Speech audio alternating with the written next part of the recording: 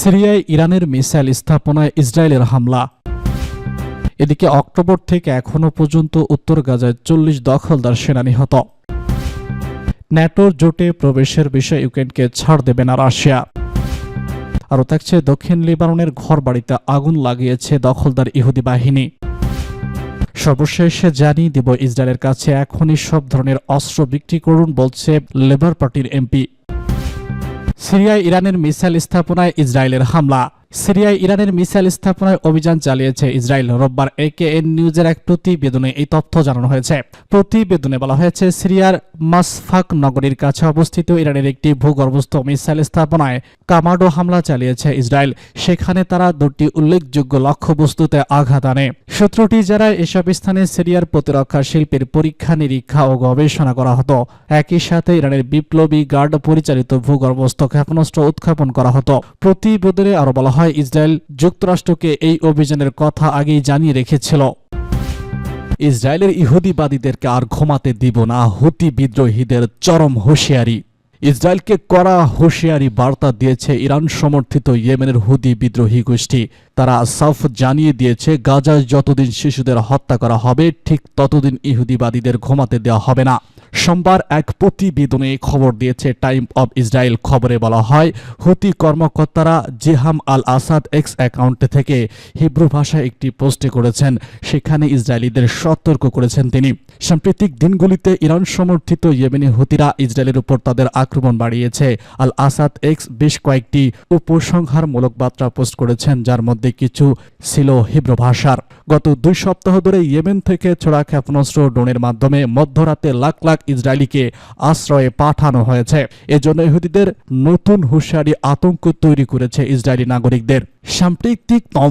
সাম্প্রতিকতম এই ধরনের আক্রমণে ইসরায়েলি বিমান প্রতিরক্ষা বাহিনী ইয়েমেন থেকে নিক্ষেপ করা একটি ক্ষেপণাস্ত্রকে বাধা দেয়, যা শনিবার ভোরে জেরুজালেম দক্ষিণ পোস্ট তৈরি ভূপাতিত হয়। ইসরায়েলি প্রতিরক্ষা বাহিনীর মতে, হুতিরা গত বছরে ইসরায়েলে 200টিরও বেশি ক্ষেপণাস্ত্র এবং 170টি ড্রোন নিক্ষেপ করেছে।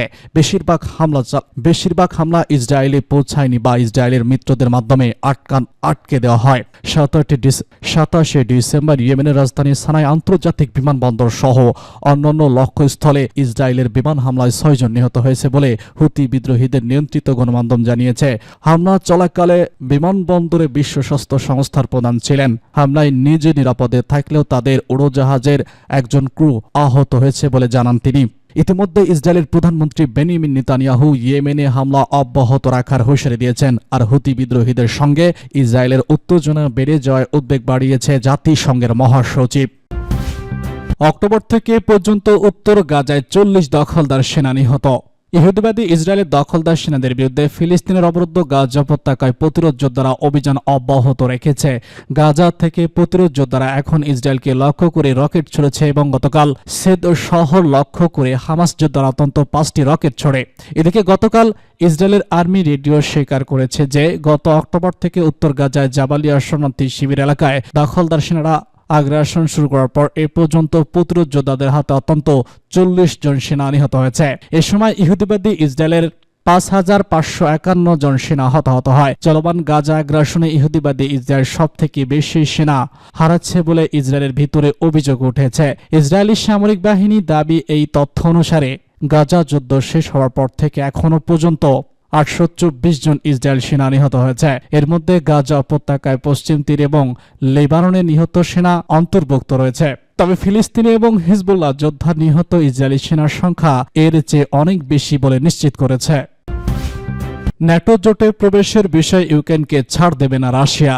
রাশিয়ার পররাষ্ট্রমন্ত্রী সের্গেই লাভরভ বলেছেন, ন্যাটো জোটে ইউক্রেনের সদস্যপদ স্থগিত করতে বা ইউক্রেনে ইউরোপীয় শান্তিরক্ষী মোতায়েন করার বিষয়ে রাজি হবে না রাশিয়া।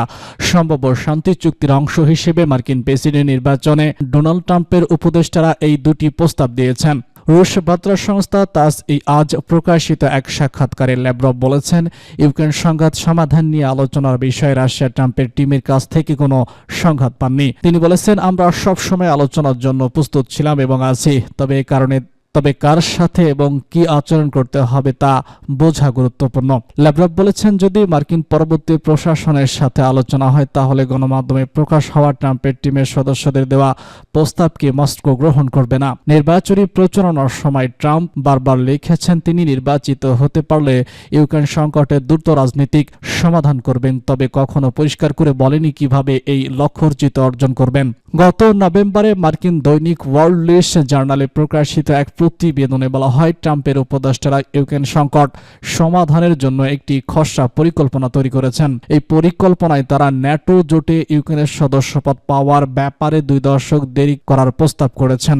এছাড়া বর্তমান ফ্রন্টলাইনে স্থবিরতা আনা এবং একটি নিরপেক্ষকরণ অঞ্চল প্রতিষ্ঠা করা হবে, যার নিয়ন্ত্রণ থাকবে ইউরোপীয় মিত্র দেশগুলোর শান্তিরক্ষীদের হাতে। তবে রুশ পররাষ্ট্রমন্ত্রী বলেছেন, রাশিয়া এবং ইউক্রেনের মধ্যে শান্তি প্রতিষ্ঠা হতে পারে শুধুমাত্র নির্ভরযোগ্য ও বৈধ বাধ্যতামূলক চুক্তির মাধ্যমে, যাতে চলমান সংকটের মূল কারণ চিহ্নিত করা হবে। দক্ষিণ লেবাননের ঘরবাড়িতে আগুন লাগিয়েছে ইহুদিবাদী ইসরায়েল। দক্ষিণ লেবাননের তায়েবে এবং কানরা শহরের কয়েকটি বাড়িঘরে আগুন লাগিয়েছে ইহুদিবাদী ইসরায়েল দখলদার সেনারা। লেবাননের সাথে যুদ্ধবিরতি চুক্তি করার সত্ত্বেও তা লঙ্ঘন করে ইসরায়েলি সেনারা এই অপরাধযজ্ঞ চালালো। লেবাননের সামরিক বাহিনী গতকাল এক বিবৃতিতে জানিয়েছে, লেবাননের সার্বভৌমত্ব লঙ্ঘন না করা এবং জনগণের বিরুদ্ধে শত্রুতামূলক তৎপরতা বন্ধের জন্য ইসরায়েল যে যুদ্ধবিরতি চুক্তি সই করেছে তা দখলদার সেনারা বারবার লঙ্ঘন করেছে। এর অংশ হিসেবে তারা কান্তারা ও তাইয়েবে শহরে আগ্রাসন চালিয়েছে এবং কয়েকটি ঘরবাড়িতে আগুন ধরিয়ে দিয়েছে। বিবৃতিতে বলা হয়েছে, পরিস্থিতি পর্যবেক্ষণের জন্য লেবাননের সেনা, জাতিসংঘের অন্তর্বর্তী বাহিনী ও ইউনিসেফের একটি যৌথ দল এই এলাকায় গিয়েছে। এছাড়া লেবাননের 2টি এলাকা থেকে ইসরায়েল সেনা প্রত্যাহার শুরু করেছে এবং দখলদার বাহিনী অবরোধ করার সড়কগুলো লেবানি সেনারা আবার খুলে দেওয়ার চেষ্টা করছে। গত 27 নভেম্বর থেকে লেবানন ও ইসরায়েলের মধ্যে যুদ্ধবিরতির চুক্তি কার্যকর হয়। এই চুক্তির মেয়াদ 60 দিন এবং আশা করা হচ্ছে এর মধ্য দিয়ে স্থায়ীভাবে যুদ্ধবিরতি প্রতিষ্ঠা করা সম্ভব হবে। ইসরায়েলের কাছে এখন সব ধরনের অস্ত্র বিক্রি বন্ধ করুন। ব্রিটেনের লেবার দলের সাবেক প্রধান জেরেমি ইহুদিবাদী ইসরায়েলের কাছে সব ধরনের অস্ত্র বিক্রি বন্ধ করতে কার্যকর ব্যবস্থা নেওয়ার জন্য সরকারের প্রতি আহ্বান জানিয়েছেন। ফিলিস্তিনের অবরুদ্ধ গাজা উপত্যকায় চলমান গণহত্যায় ব্রিটেন পরোক্ষভাবে জড়িত বলে যখন সারা বিশ্বে আলোচনা উঠে এসেছে, তখন বেরিম এই আহ্বান জানান। গতকাল এক্স পেজে দেওয়া এক পোস্টে তিনি গাজার কামাল দেওয়ান হাসপাতালের পরিচালক ভিক্টর হাসান আবু সাফিয়ার গ্রেপ্তারের ছবি শেয়ার করেছেন। পোস্টে কিবি বলেন, এই একটি মাত্র ছবিতেই আমরা ফিলিস্তিন জনগণের মানবতার শক্তি এবং গণহত্যার সহযোগীদের নৈতিক দুর্বলতা দেখাতে পাচ্ছি। এখনই ইসরায়েলের কাছে সব ধরনের অস্ত্র বিক্রি বন্ধ করুন। গাজা ইহুদিবাদী ইসরায়েলের সামরিক সরঞ্জাম ব্যবহারের বিষয়ে বহু সংখ্যক আন্তর্জাতিক সংস্থা এবং ব্রিটিশ মানবাধিকার সংগঠন দফায় দফায় উদ্বেগ প্রকাশ করে আসছে। ইসরায়েল 14 মাসের বেশি সময় ধরে গাজা আগ্রাসন চালাচ্ছে এবং 45,500-এর বেশি মানুষকে হত্যা করেছে। এছাড়া সেখানকার প্রায় সমস্ত হাসপাতাল ও চিকিৎসা কেন্দ্র ধ্বংস করেছে। এই আগ্রাসন ইসরায়েল ব্যাপকভাবে মার্কিন ও ব্রিটিশ অস্ত্র ব্যবহার করছে। যদিও ব্রিটেনের বর্তমান সরকার ইসরায়েলের কাছে অস্ত্র পাঠানোর ব্যাপারে আংশিক নিষেধাজ্ঞা আরোপ করেছে, তবে যে অস্ত্র এখনো ইসরায়েলে পাঠানো হচ্ছে তা গাজায় গণহত্যা ও ধ্বংসযজ্ঞ চালানোর জন্য যথেষ্ট।